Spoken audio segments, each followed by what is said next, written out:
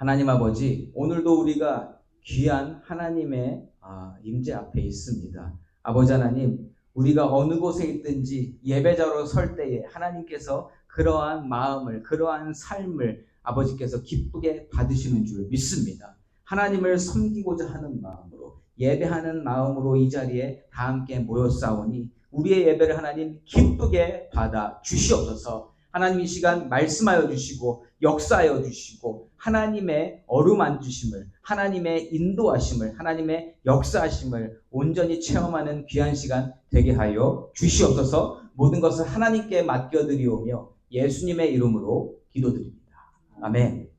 이 시간 함께 보실 말씀은요, 사무엘하 14장 28절에서 15장 12절까지의 말씀인데요. 오늘 15장 1절로 12절까지의 말씀을 우선 읽겠습니다. 15장 1절에서 12절까지의 말씀.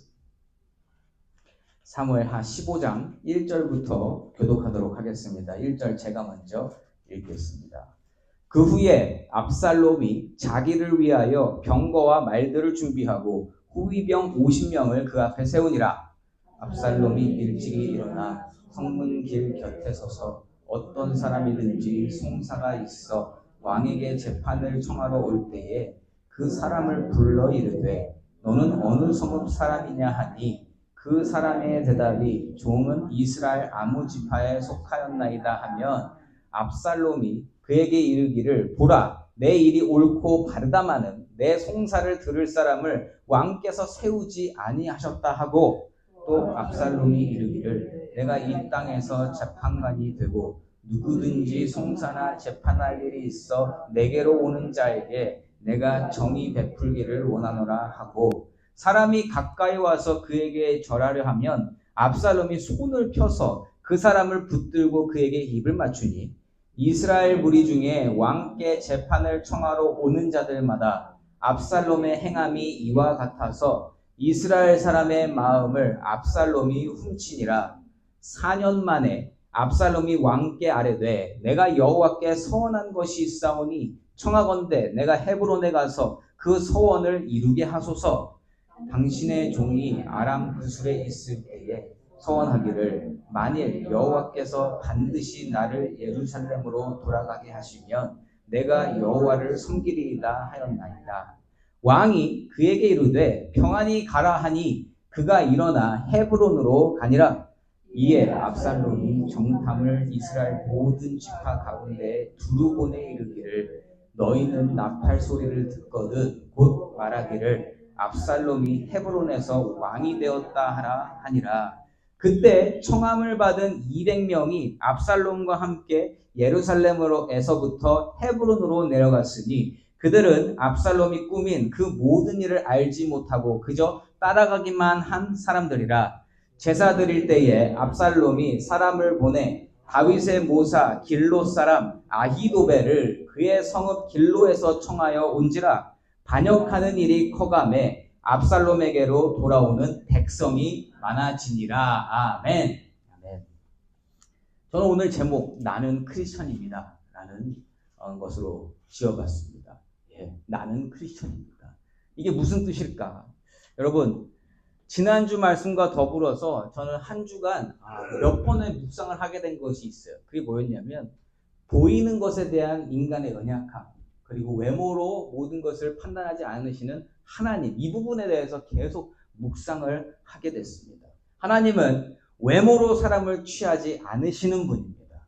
또한 하나님은 실력이나 능력으로도 사람을 취하지 않으시는 분이세요. 우리가 너무 잘 알고 있죠. 하나님을 믿고 따름으로 가지는 이름 크리스천은요, 우리가 살면서 내게 되는 어떤 결과로서 평가받는 존재가 아니라는 겁니다.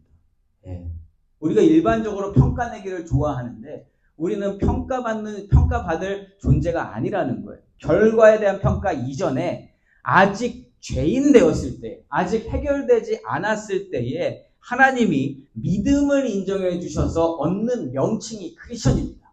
그러니까 나는 크리스천입니다 했을 때 뭐가 되어진 게 아니라 되어지기 시작하는 그 존재가 크리스천이라는 거죠. 믿음에 따른 삶을 살아가는 것, 그것이 진정한 크리스천의 모습인 줄 믿습니다. 그래서 어떠한 모습을 보면서 크리스천입니다 이게 아니라 하나님을 만나서 하나님으로 시작되는 그 삶을 크리스천이라 부른다라고 하는 거죠. 하나님께서는 그래서 하나님의 일을 하는 자를 세우실 때에 크리스천을 쓰시잖아요. 그러니까 진정 하나님을 믿는 자를 쓰시는데 능력 있거나 무언가를 잘하거나 이미 결과를 낸 사람을 쓰시는 게 아닙니다. 하나님 믿으면 그때 그냥 그 사람을 사용하시는 거예요.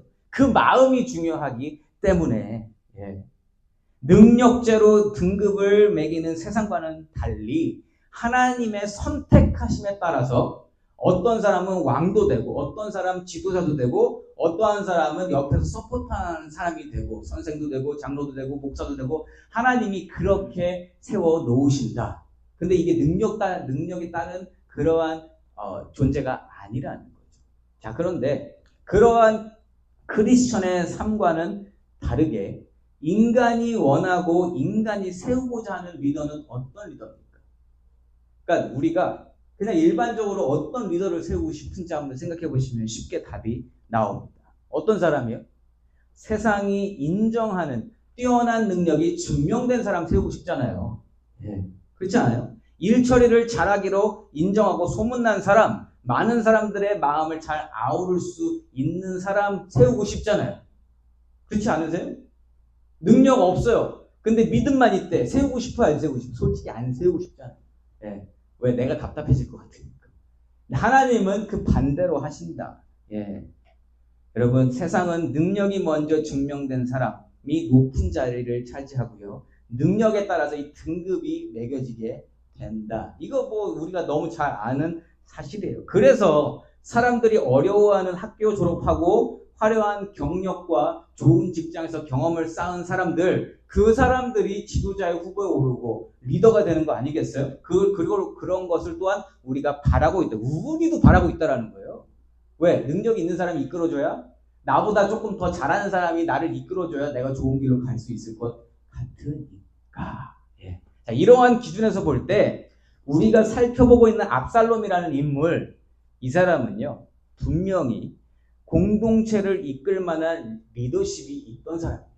굉장한 리더십이 있고요. 또 능력과 신뢰를 사람들에게 다 얻었어요. 이미 인정받았습니다. 그것을 삶으로 증명해낸 사람이에요. 여기에 대해서 우리가 부인할 수 없어요. 그러나 하나님을 믿고 성경의 가르침을 최고로 여기는 크리스천에게는 적합한 리더로 여겨지는 게 맞는가 안 맞는가 한번 생각해 보시기 바랍니다. 그 답은 우리가 오늘 말씀을 다 살펴보고 나서 우리가 결정내도록 하겠습니다. 여러분, 근데 결론은요, 외모를 보시지 않으시는 하나님께서 말씀하시는 이 리더의 조건에 압살롬은 한 가지도 부합하는 점이 없습니다. 단 한 가지. 아이러니하죠. 압살롬이 가지고 있던 것은 뭐냐? 겉으로 드러나는 능력이에요. 사람들이 좋아할 만한 능력을 가지고 있었다. 하나님이 아닌 사람들이 인정해주는 모습으로 말미암아 리더의 자리에 충분히 있을 수 있는 그러한 타이틀을 얻었다. 생각해 보세요. 이스라엘 가문에서 태어났죠. 뭐 당연한 거, 이스라엘 리더가 되려면 이스라엘 가문에 있어야 됩니다. 그런데 아버지가 누구예요? 다윗 왕이잖아요. 생기기까지 잘생겼어요. 고급지게 생겨서 사람들의 지지를 받는 압살롬, 그러한 타인의 인정함이 있었기에, 그러니까 사람들이 계속 얘기해 주는 거예요. 왕이 될 만한 사람입니다. 어딜 가도 당신은 어떠한 자리에 있어야 될 것 같습니다. 나보다 잘났으니까 나를 이끌어주는 어떤 리더가 되어주세요. 여러분, 이 얘기를 계속 듣고 살면 어떨 것 같아요? 스스로가 왕이 되게 된단 말이에요. 왜? 주위 사람들이 자꾸 띄워주니까. 그리고 자기가 스스로를 좋은 사람으로 생각하다가 어디까지 가냐면 나는 정의가 살아있는 사람이야. 그리고 나서 마침내는 자기와 같은 사람이 올바른 세상을 만들 수 있고 내가 그래서 그 자리에 올라야 된다. 이 생각까지 하게 된다는 거죠. 자, 왜 그랬을까? 오늘은 조금 앞에 모든 것을 다 말씀드리고 내용을 살펴볼 거예요. 하나님의 사람이라고 인정받는 아버지 다윗이 자기 보기에는 못나 보여요. 자신의 여동생을 범한 암논을 범하지 않으셨고 아버지가 또한 자신의 죄 없이도 그냥 넘어가고 있는 아버지를 볼 때 우리 아버지는 공정성이 없네. 우리 아버지는 리더가 될 만한 조건이 안 되네. 사람의 마음을 그저 가지고 놀기만 하네. 이러한 결론을 스스로 내려버린 거예요. 자, 이제 뭐 말씀을 살펴보게 될 텐데 이 말씀을 통해서 압살롬의 삶을 통해서 우리를 비춰볼 때 나는 정말 하나님 원하시는 크리스천으로 살고 있는가 아니면 세상의 인정을 받고 있는 사람인가 이것을 좀 구분했으면 좋겠습니다. 한 가지만 생각하시면 돼요. 나는 어떠한 부류의 사람인가 어떤 모습이 하나님 기뻐하시는 크리스천의 모습일까를 발견하시고 일주일간 하나님을 기쁘시게 하며 살아가는 저와 여러분이시기를 예수 이름으로 축원합니다. 압살롬 마음 가운데 아버지에 대한 무시와 불신이 생기게 된 것은 오래전부터였어요. 몇 년 전부터. 자, 그런데 시간이 지날수록 더 아버지가 하는 행동들이 마음에 들지 않습니다. 그 이해가 안 되는 거예요. 지난주에 어디까지 우리가 살펴봤어요? 다윗이 요압을 통해서 요압이 꾸민 일이지만 압살롬을 예루살렘으로 부르는 데서 우리가 끝났습니다. 그렇죠? 자, 그런데 예루살렘으로 이제 가게 되면 모든 일이 다 착착 풀릴 줄 알았는데 그렇지 않고 압살롬은 더 괴롭게 됩니다. 28절 말씀, 14장 28절 말씀을 제가 읽어보도록 하겠습니다. 압살롬이 이태 동안 예루살렘에 있으되 왕의 얼굴을 보지 못하였으므로 아멘. 예루살렘으로 돌아오긴 왔는데 그리고 돌아오면 모든 분위기가 좋아지고 화합의 분위기가 조성되고 백성들에게 인정받는 왕자로서 밝은 미래가 이제 펼쳐질 거라고 생각했는데 2년 동안 아버지가 안 만나주는 거예요. 부르지도 않아요. 답답합니다. 아무런 액션을 취하지 않는 다윗 왕의 모습이 보이고 있다는 거죠. 그래서 2년을 기다리다가 도저히 안 되겠어서 압살롬이 요압을 부릅니다. 29절 말씀에 압살롬이 요압을 왕께 보내려 하여 압살롬이 요압에게 사람을 보내 부르되 그에게 오지 아니하고 또다시 그에게 보내되 오지 아니하는지라. 아멘. 요압을 불렀어요. 근데 오늘 성경이 뭐라 그래? 요압이 오지 않았다. 2번 불렀는데 2번 다 오지 않았다. 왜 그랬을까요? 이유는 간단해요. 요압도 압살롬을 불러오기만 하면 모든 일이 다 해결될 줄 알았는데 왕이 아무것도 안 하는 거예요. 그러니까 이 나가리네. 이거 이번 작전 나가리다. 이거 나 이제 가만히 있어야지. 그래서 압살롬이 불러도 안 가는 거예요. 왜? 이거 잘못했다가 자기가 어떻게 될지 모르겠거든요. 자, 이렇게 되니까 압살롬이 이제 이게 분노가 막 끝까지 찹니다. 그래서 어떻게 하냐면 요압 땅을 불을 질러버려요. 그냥 아무 대책 없이.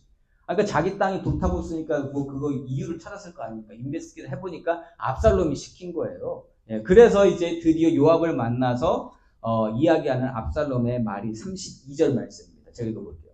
압살롬이 요압에게 대답하되 내가 일찍이 사람을 내게 보내 너를 이리로 오라고 청한 것은 내가 너를 왕께 보내 아뢰게 하기를 어찌하여 내가 그 술에서 돌아오게 되었나이까 이때까지 거기에 있는 것이 내게 나으리이다 하려 함이로라. 이제는 내가 나로 하여금 왕의 얼굴을 볼 수 있게 하라. 내가 만일 죄가 있으면 왕이 나를 죽이시는 것이 옳으니라 하는지라. 아멘.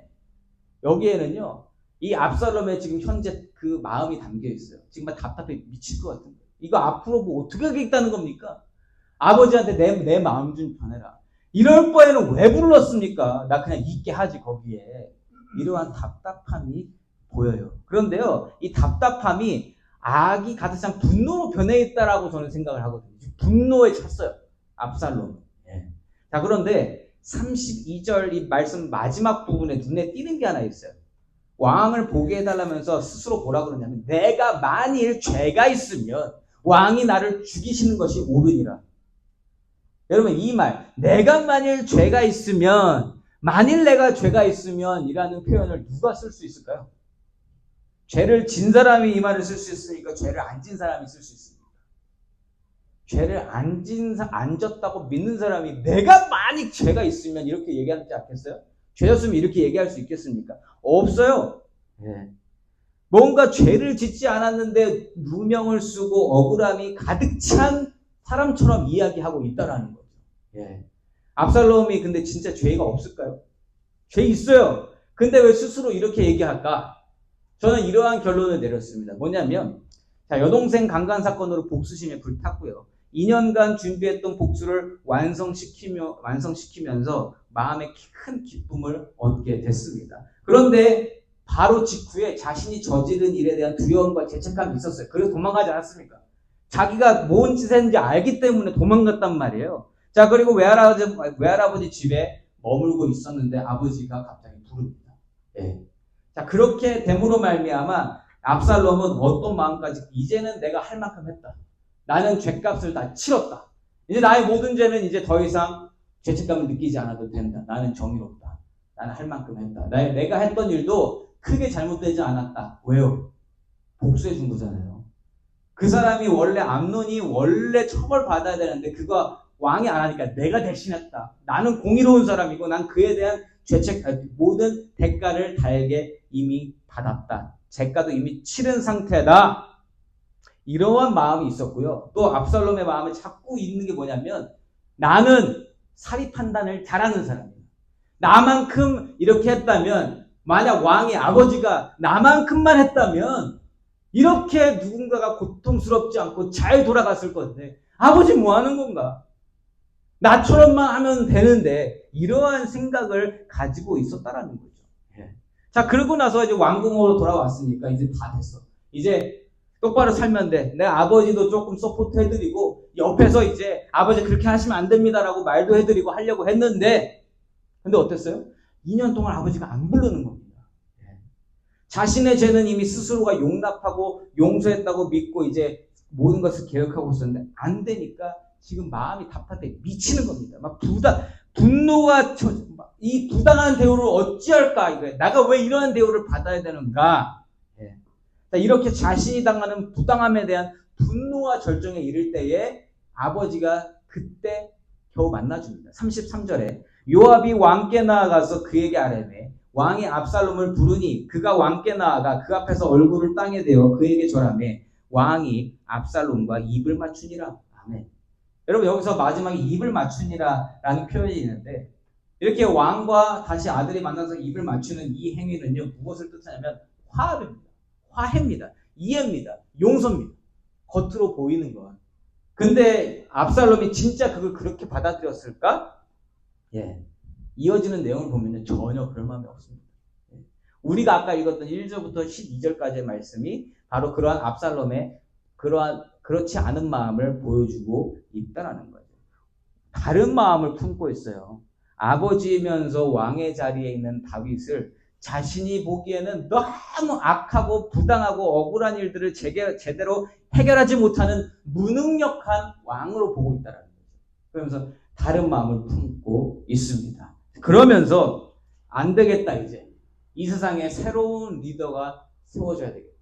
내가 왕이 돼서 이 세상을 판단하고 잘 해결해서 올바르게 만들어야 되겠다라는 그 마음을 갖게 된다는 거예요. 15장 1절 말씀입니다. 그 후에 압살롬이 자기를 위하여 병거와 말들을 준비하고 호위병 50명을 그 앞에 세우니라. 아멘. 굉장히 중요한 말씀입니다. 아무것도 아닌 것 같은데 이 말씀 한마디가 압살롬이 무슨 일을 꾸미는지를 정확하게 보여주고 있습니다. 압살롬이 가장 먼저 한 일 뭐예요? 자기를 위한 병거와 말을 준비한 거예요. 무슨 얘기입니까? 군대 조직한 거예요. 자기의 어떤 세력을 만들었다. 근데 이 말씀이 왜 중요하냐면, 기억나실지 모르지만 사무엘이 처음에 왕을 세웠잖아요. 백성들이 하도 왕 세워달라고 그래서 왕을 세우는 그 과정에서 그때 무슨 이야기를 남겼냐면, 하나님의 나라의 왕은 병거와 말이 필요 없는데 반드시 당신들의 욕심 때문에, 당신들의 인간적인 마음 때문에 병거와 말을 세울 때가 올 것이다. 반드시 후회할 거다. 이렇게 이야기한 적이 있어요. 그러니까 압살롬은 하나님의 마음과는 완전히 다른 모습으로 시작하고 있다는 거예요. 자기가 리더가 되는데 하나님을 구하는 게 먼저가 아니라 자기를 위한 군대를 구축하는 것이 최우선이 되었다. 그러니까 하나님을 위한 왕이 아니라 인간에 의해 인간을 위하여 세우는 왕으로서 가장 먼저 병과 말을 준비하고 있다라는 거예요. 이게 얼마나 중요한 내용인지 몰라요. 예. 압살롬은 철저히 인간을 위한, 인간을 향한, 인간에 의한 리더가 되고자 하는 마음이 가득하다는 거예요. 그 왕이 되고자 하는 마음도 스스로의 마음에서 지금 생겨난 겁니다. 아버지를 보면서. 그리고 이어지는 말씀에서는요, 정치의 생명인 이미지 메이킹을 시작하는 모습을 보여요. 예. 압살롬은요, 사람의 마음을 잘 파악하는 사람이에요. 꿰뚫고 있는 사람이에요. 그리고 현재 세상의 모습도 정말 잘 파악하고 통찰력도 대단한 사람이라는 거죠. 철저히 사람에게 맞춘 정치를 해나간다는 거예요. 예. 먼저요, 부지런한 모습으로 선한 이미지를 만듭니다. 2절 앞부분입니다. 압살롬이 일찍이 일어나 성문 길 곁에 서서, 압살롬이 일찍이 일어나, 여러분 일찍 일어나서 성문 길 곁은 어떤 곳이에요? 사람들이 많이 지나다니는 곳입니다. 사람들에게 그러니까 선거운동 하려면 가장 핫 플레이스, 이것은 반드시 가야 돼요. 성문 곁, 예, 길 옆에, 거기에 아침 일찍부터 서서 자기를 보여주는 거예요. 사람들이 어떻게 살고 있는지 관심을 보이면서 거기에 서 있다. 여러분, 근데 성실, 근면, 부지런한 사람, 여러분 좋게 보여요? 나쁘게 보여요? 우선 좋게 보이잖아요. 근면, 성실, 부지런한 거 나쁘게 보는 사람 있어요? 없어요. 무조건 좋아 보인다는 거예요. 자, 그런데 거기다가 플러스 압살롬은 호감형 외모를 지닌 사람이라고 이미 지난 말씀에서 증거했어요. 그러면 정말 누가 봐도 잘생기고 보면 좋은 사람이 길문 곁에 서가지고 새벽부터 이렇게 나와서 서 있다. 좋아요? 좋을까 안 좋을까? 그 사람 보면서. 예. 우리도 연예인 보면서 좋아하잖아요. 왜 좋아요? 이쁘고 잘생겼으니까. 이거는 아니라고 할 수 없어요. 예. 아니라고 할 수 없어요. 맞아요. 그래서 무슨 비즈니스를 해도 뭐 예쁘고 잘생긴 사람들을 이렇게 데려다는 이유가 뭐예요? 사람들이 거기 오니까 그렇게 보길 원하니. 압살롬은요, 정확하게 알고 있어요. 사람들의 그 심리를. 예. 자, 그리고 나서 또 뭐 하냐? 이제 문제가 있어서 도움이 필요한 자들에게 접근합니다. 예. 웬만한 문제는 다 해결할 수 있는 나 왕자예요. 내가 거의 모든 걸 다 해결할 수 있는 사람이다라는 것을 어필을 해요. 2절과 3절, 2절 나머지 부분과 3절이에요. 어떤 사람이든지 송사가 있어 왕에게 재판을 청하러 올 때에 그 사람을 불러 이르되 너는 어느 성읍 사람이냐 하니 그 사람의 대답이 종은 이스라엘 아무지파에 속하였나이다 하면 압살롬이 그에게 이르기를 보라 내 일이 옳고 바르다마는 내 송사를 들을 사람을 왕께서 세우지 아니하셨다 하고 아멘. 어떤 방법을 쓰는지 보이시죠? 예. 여러분, 자신의 능력을 드러내는 데 있어서 굉장한 효과를 내는 게 뭔지 아세요? 어떤 컴피티션이 있을 때 상대에 대한 네거티브 전략입니다. 예. 그냥 미국에서 자주 쓰는 거잖아요. 미국에서는 그런 광고도 하잖아요. 어떤 프로덕트, 비슷한 프로덕트가 있으면 그 비슷한 프로덕트, 내 거 말고 다른 거, 그거 안 좋다는 거 막 광고해. 내 거는 광고 안 해요. 예. 그 마지막에 우리 거 딱 로고만 딱 올라가. 그런 거 아시죠? 왜 그래요? 저거 별로 안 좋아요. 근데 우리 게 있습니다. 이거 하는 거 아닙니까? 지금 압살롬이 그거 하는 거예요. 당신이 맞고 지금 이게 다 잘하고 있는데 근데 왕이 그거를 준비를 안 해놨어요. 이 어찌할꼬? 그러면 해결책은 누구한테 있다? 나한테 있다. 이거 하고 있는 겁니다. 은근슬쩍 상대방에 대한 단점을 드러내서 나의 장점을 살리는 방법을 쓰고 있다라는 거죠. 3절에서 확인할 수 있는 것은 뭐예요?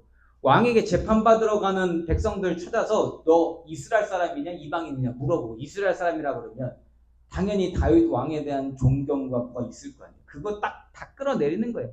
그들에게 현 다윗 정부 사법기관에 대한 불신과 부정적인 면모를 마음속에 심는 거예요. 네, 이렇게 심어주고 있습니다. 그래서 은근슬쩍 자기 자신이 올바른 재판관이고 이제는 재판할 때에 모든 것을 올바르게 판단할 수 있는 나한테 와라. 그러면 해결 잘해줄게. 이거 하고 있는 거예요. 4절 말씀이에요. 또 압살롬이 이르기를 내가 이 땅에서 재판관이 되고 누구든지 송사나 재판할 일이 있어 내게로 오는 자에게 내가 정의 베풀기를 원하노라 하고 정확하게 보이시죠? 여러분 이 세상에서요, 압살롬 같이 정치하면 반드시 성공합니다. 예. 안 될 수가 없어요. 안 될 수가 없어요. 사람 마음을 이렇게 잘 알고, 그리고 머리도 잘 돌아가고 잘생기기까지 했어요. 예. 제가 드라마를 잘 안 보는데 어떻게 드라마를 보냐면 요약편이죠. 요약편 막 몇 부작 되는 거 이렇게 줄여둔 게 있어요. 예. 다 보기는 시간이 너무 아깝고. 예. 근데 그런 걸 보는데 그냥 이렇게 보다가 삼식이 삼촌이라는 타이틀이 눈에서 이게 송강호라는 배우가 드라마에 출연했다고 해서 그냥 뭣도 모르고 그냥 틀었다가 그걸 봤는데 막 속에서 막 이렇게 하는 게 있었어요. 왜 그러냐면 지난번에도 한번 제가 서울의 봄이라는 영화를 말하면서 되게 굉장히 분노했다고 했잖아요. 그러니까 사람 가지고 장난하는 거. 여기 가서 이 말했다가 저기 가서 저 말했다가 이렇게 막 하는 그러한 그러니까 정치가 결국에는 사람들 사이의 그 관계에서 이렇게 해가지고 하는 게 정치잖아요. 근데 이 삼식이 삼촌이 결국 60년대 정치 얘기하는 거거든요. 예. 정치에 별로 관심이 없는데 뭔지 모르고 봤다가 그냥 그냥 괜히 기분만 나쁘고 말았는데 여러분 비슷해요. 지금 압살롬이 하는 일하고 세상의 정치가가 가진 공통적인 묘책이 뭐예요, 여러분? 사람에게 잘 보이면 돼요.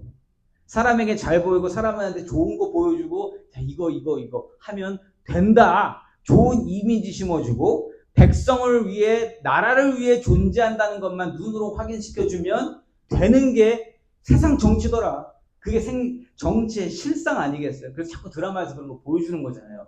당신들 속고 있습니다. 그 정치인들 그런 거 원하는 거 아닙니다라는 걸 우리에게 보여주려고 이런 드라마를 자꾸 만드는 거거든요.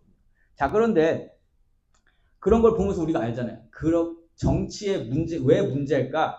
진짜 나라를 위하고 진짜 백성을 위한 일이라면 괜찮은 거잖아요.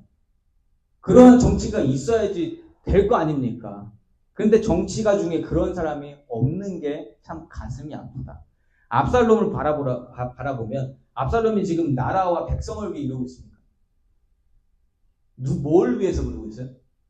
내가 왕이 되려고 모든 걸 다 꾸미고 있잖아요. 그 의도가, 그 목적이 잘못됐다라는 거예요. 예. 그런데 여러분, 더 마음 아픈 건 진정 나라와 백성을 위하는 사람들은 어떻게 돼요, 결국? 그 정책의, 그 술수의, 그 모든 것들로 통해서 그 사람들은 왕따를 당하거나 아니 정치만 쫓겨난다는 거예요. 압살롬이 지금 이렇게 해서 누굴 쫓아내는 거예요? 하나님의 사람 다윗을 내려오게 하려고 지금 이 모든 일을 저지르고 있는 거 아닙니까? 아버지이지만 그 왕 지금 내가 마음에 안 들어서 그 사람을 끌어내리려고 하고 있다. 이러한 모습은요. 인류 역사에 오래전부터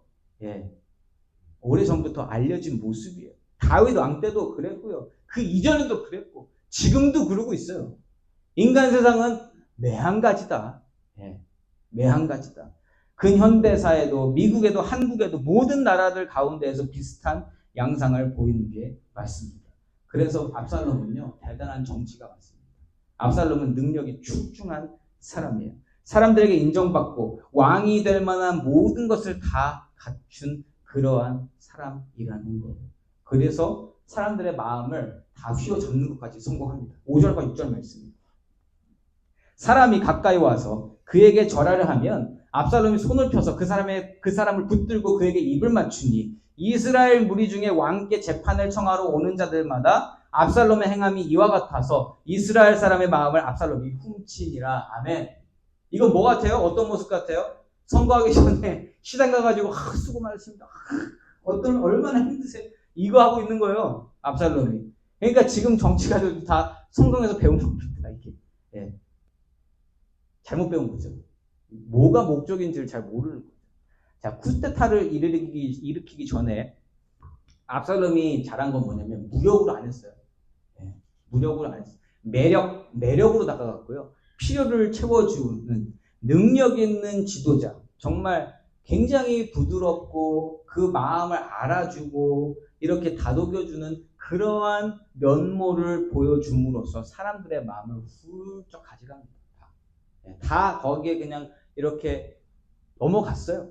그렇게 몇 년 동안을 잠깐도 아니 몇 년 동안을 백성들과 만나면서 백성들로부터 지도자로서의 큰 신뢰를 얻게 됩니다. 압살롬이 진짜 무서운 거는 발톱인데 잘 숨기는 거예요. 절대 드러나지 않아요. 결정적인 순간에 확 이렇게 하는 사람인 게 너무 무서운 사람이라는 거죠.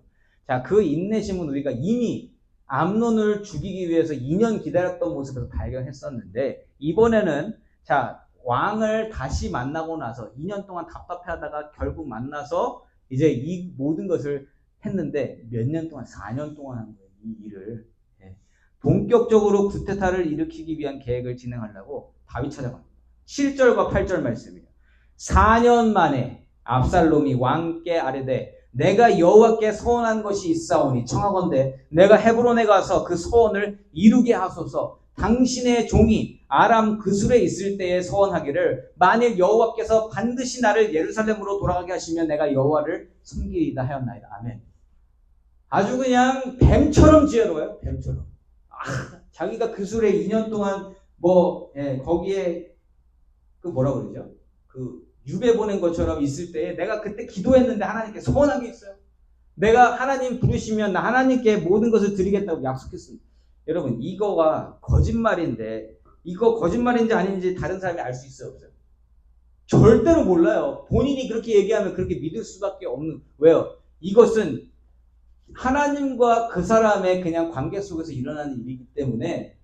그래서 영적 리더가요, 거짓말하고 하나님 섬기는 척하면 그래서 사람들이 따라올 수밖에 없다라는 거예요. 무서운 겁니다, 정말.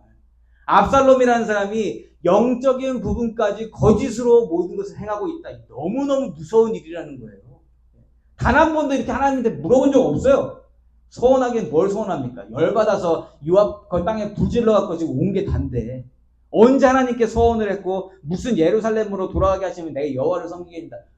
웃기지 마라 하고 싶어요. 그런데 이것을 너무 자연스럽게 이야기하고 있다. 누구한테? 다윗에게.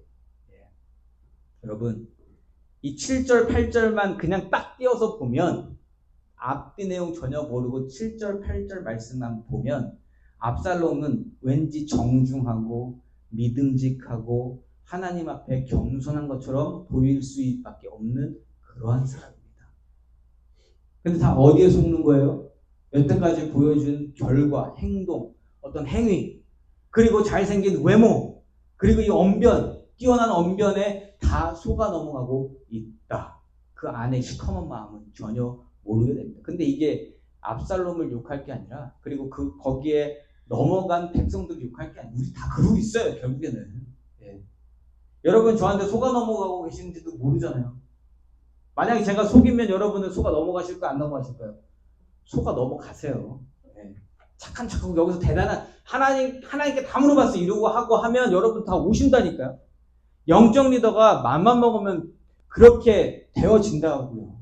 그래서 무서운 겁니다. 그래서 서로 기도해야 되고요. 그래서 하나님 앞에 우리가 다 함께 물어봐야 되는 겁니다. 그래서 기도가 중요한 것이고, 그래서 함께하는 이 영적 공동체 안에 하나님의 역사가 있어야 돼요. 그걸 확인하는 게 너무너무 중요하다. 그렇지 않으면 거짓된 영에 그냥 다 휩쓸려 갈 수밖에 없다. 어쨌든 압살롬 너무너무 대단합니다. 나쁜 쪽으로. 어쩜 이렇게 날카롭고 정확하고 교활하고 완벽한지 모르겠어요. 정말 대단한 사람입니다. 그냥 세상에서 봤을 때 이 사람 세워줘야 돼, 그냥 지금. 안 세워주는 게 더 이상할 마음이 들게 된다. 다윗이 하나님 앞에 껌뻑 죽잖아요. 이랬든 저쨌든 죄인이든 아니든 다 떠나서 다윗한테 하나님은 너무 중요한 분입니다. 다윗한테 이렇게 이야기를 하면 다윗은 거기에 맞춰줄 수밖에 없다라는 거죠. 이러한 요구에 대한 다윗의 답변과 압살롬이 얻어낸 결과 9절과 10절 말씀. 왕이 그에게 이르되 평안히 가라 하니 그가 일어나 헤브론으로 가니라. 당연하죠. 지금 하나님한테 하나님 때문에 간다면 당연히 가라 그러죠. 이에 압살롬이 정탐을 이스라엘 모든 지파 가운데 두루 보내 이르기를 너희는 나팔 소리를 듣거든 곧 말하기를 압살롬이 헤브론에서 왕이 되었다 하라 하니라. 아멘. 완벽한 계획을 세우고요. 헤브론에서 왕이 되었다라는 이야기를 사람들에게 소문을 내서 자기들의 신복들을 12지파에게 보냈겠죠. 그래서 종이 울리면 나팔을 뭐라고 그랬어요? 나팔 소리가 들리거든 이제 내가 왕 됐다고 다 얘기만 하면 돼. 이만큼까지 다 만들어 놓은 겁니다. 예. 다윗은 아무런 의심 없이 압살롬을 헤브론으로 보냈어요. 그랬는데 뒤통수 맞은 거죠. 설마 압살롬이 그렇게 했을까? 그리고 압살롬이 그렇게 정치 가운데에서 했을 때 다윗이 좋게 봤을까, 나쁘게 봤을까요? 다윗도 은퇴해야 되잖아요. 은퇴해야 되는데 아들이 잘하고 있어요. 그러면 어떻게 생각하겠어요? 그러면 이제 이 아이한테 물려주면 되겠네. 이 정도까지 하면 왕이 될 만하네. 이렇게 마음 먹고 있었을걸요. 예. 그러나 혹시나 하는 마음에 또 사람들을 같이 보내게 돼요. 예. 그런데 11절과 12절 제가 먼저 읽고 말씀 이어가겠습니다. 그때 청함을 받은 200명이 압살롬과 함께 예루살렘으로부터 헤브론으로 내려갔으니 그들은 압살롬이 꾸민 그 모든 일을 알지 못하고 그저 따라가기만 한 사람들이라. 제사 드릴 때에 압살롬이 사람을 보내 다윗의 모사 길로 사람 아히도벨을 그의 성읍 길로에서 청하여 온지라. 반역하는 일이 커감에 압살롬에게로 돌아오는 백성이 많아지니라. 아멘. 반역, 쿠데타, 지금 왕을 하야시키고 자기가 왕이 되려고 하는 모습인데 다윗도 모르고요. 다윗이 보낸 그 사람들도 몰라요. 아무도 몰라요. 얼마나 치밀하게 준비했는지 모르겠습니다. 네. 여기까지 본 내용에서 보는 압살롬은 무서운 사람이라는 거예요. 네. 무서운 사람. 여러분, 무서운 사람인데 어디까지 갔다? 다윗을 돕는 모사, 최측근에서 다윗의 어떤 정치와 그 모든 것들을 도와주는 아히도벨까지 자기 사람으로 만들게 된 겁니다. 이 사람이 압살롬에게로 라인을 갈아타게 되는데 갈등이 없어요. 고민이 없습니다. 내가 왕을 여태까지 섬겼는데 내가 압살롬한테 가도 되나? 여러분, 왜 의심 없이 이렇게 할 수 있을까요? 왜? 능력을 받기 때문이에요. 압살롬이 어떠한 사람으로서 지금 그 능력을 보여줬는지를 자기도 눈으로 확인했거든요. 압살롬 따라가면 될 것 같거든요. 지금 압살롬이 사람들 마음 다 훔쳤습니다.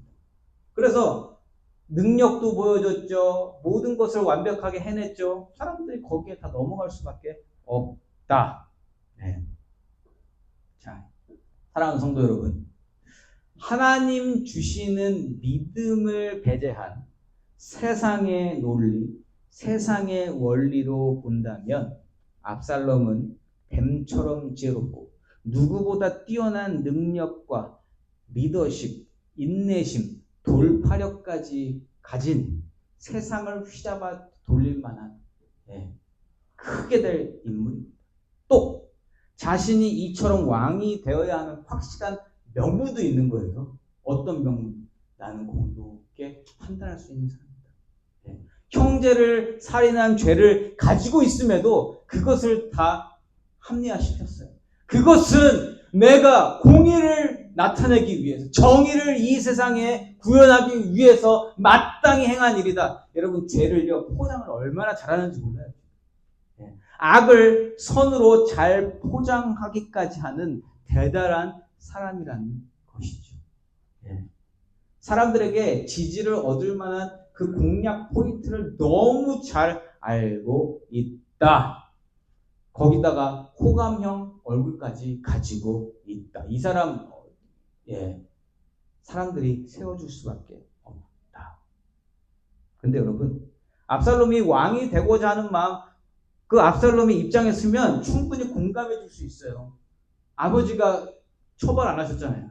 무능한 왕이라는 것을 계속 강조하면 다윗 그렇게 보일 수밖에 없는 형태다.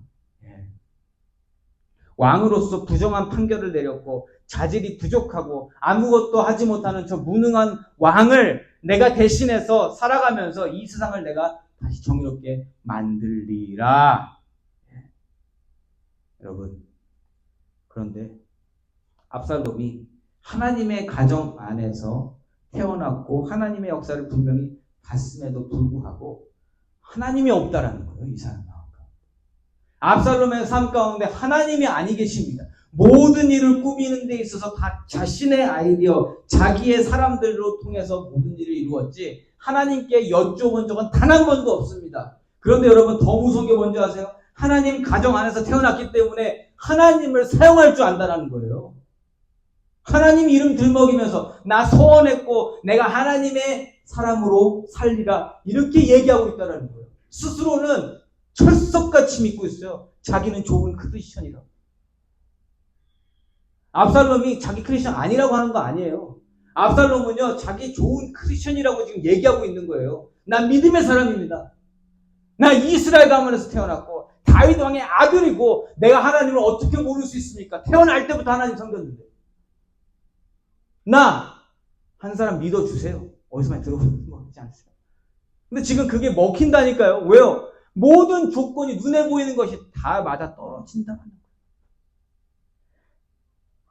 그렇게 해서 사람들의 마음을 다 얻었고요. 왕이 되었다고 선포하는 자리까지 나아가게 됩니다. 인간적인 모습으로 보면 압살롬의 삶은요, 인간 승리예요. 자기가 저지른 그 모든 어려운 일을 다 덮고 섰으니까. 이 세상에서 박수 쳐준다니까요. 대단합니다. 그러한 어려운 일이 있었음에도 불구하고 어떻게 이러한 자리까지 올라섰는지 그 능력 정말 높게 평가합니다. 라고 이야기할 수 있겠지만, 하나님이 진짜 기뻐하시는 리더일까요? 우리가 질문할 거는 그거라는 거예요.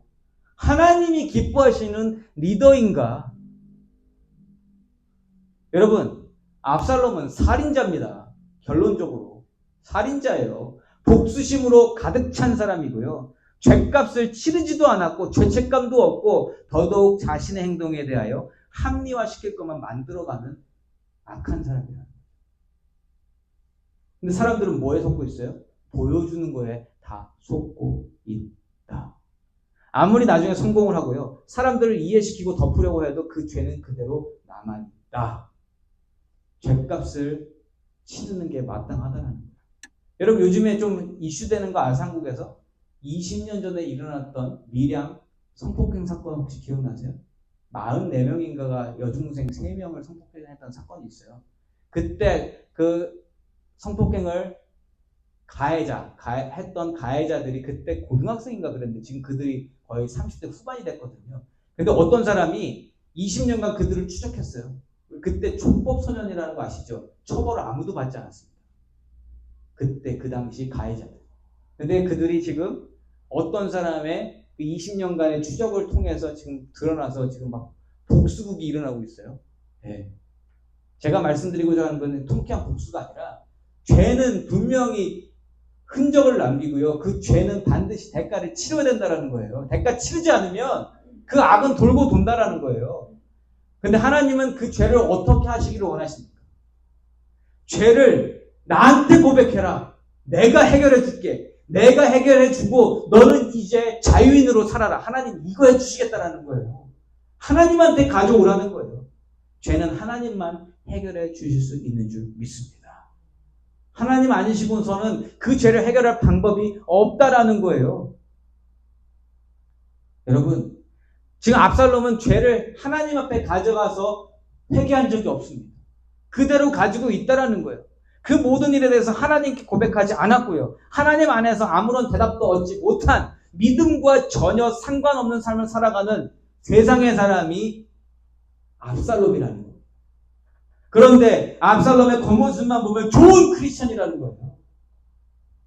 그게 우리가 정확하게 봐야 할 오늘의 모습입니다. 나는 어떤가라는 거예요. 나는 정말 좋은 크리스천인가?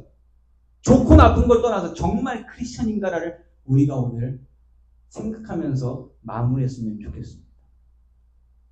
나는 세상 사람들이, 교회 성도들이, 다른 믿음의 사람들이 봤을 때 좋은 크리스천으로 살려고 하는 건지, 그래서 나는 무언가를 이루고 보여줄 것을 더 만들려고 하는 사람, 더 봉사와 섬김과 그런 것들에 더 힘을 쓰는 사람인 건지, 아니면 하나님께 정말 내 죄를 고백하고 하나님이 인정하시는 의로운 자로 살려고 하는 사람인지, 무늬만 크리스천인지 아니면 뼛속까지 크리스천인지 우리 스스로를 살펴봐야 하는 줄 믿습니다. 여러분, 이 세상은요 계속 더럽고 추악할 거예요. 그리고 우리를 계속 그렇게 겉으로만 보여줘 괜찮아라고 계속 우리를 이끌어 갈 겁니다. 왜요? 세상은 그렇게 이루어지고 있으니까. 더더욱 그렇게 되어지고 있으니까. 그러한 가운데에서 믿음으로 하나님 말씀으로 살고자 오늘도 모인 저와 여러분은 어떻게 사실 것인지 오늘 결단하시면 좋겠습니다. 하나님, 내가 하나님이 인정하시는 크리스천, 좋은 크리스천도 말고 그냥 하나님을 진짜 믿고 하나님 말씀대로 살아가고 하나님 맡겨주신 대로 살아가는 그러한 크리스천이기를 소망합니다. 이렇게 고백하시는 저와 여러분이시기를 예수 이름으로 축원합니다. 우리가 드러낼 것은 없다라는 거예요. 드러낼 수 있지도 않아요. 크리스천은 그냥 믿음으로 사는 겁니다. 하나님 주시는 만큼, 하나님 주시는 대로, 하나님이 인도하시는 길로 나아가는 삶이 크리스천의 삶인 줄 믿습니다. 왕이 되는 것도 아니고요. 세상에서 사람들한테 인정받는 것도 중요한 거 아니고요. 겉으로 드러나는 거 우리가 그것을 내려놓을 때에 그때 하나님이 진짜 보이게 된다는 거예요. 저는 우리 트루스 교회가 진짜 하나님을 붙잡는 교회가 되기를 소망합니다. 하나님으로 살고 하나님으로 인도되어지고 하나님 뜻을 이루어가며 살아가는 우리 트루스 교회가 됐으면 좋겠습니다. 하나님이 그러라고 교회를 세우신 줄 믿고요. 이번 한 주간 살아가시면서 우리가 무엇을 목적으로 교회를 이루고 있는지, 이 교회를 통해서 하나님이 무엇을 이루시고자 하는지를 기도하고 고민하고 하나님 안에서 한 걸음 한 걸음 나아가는 저와 여러분이시기를 예수 이름으로 축원합니다. 아멘.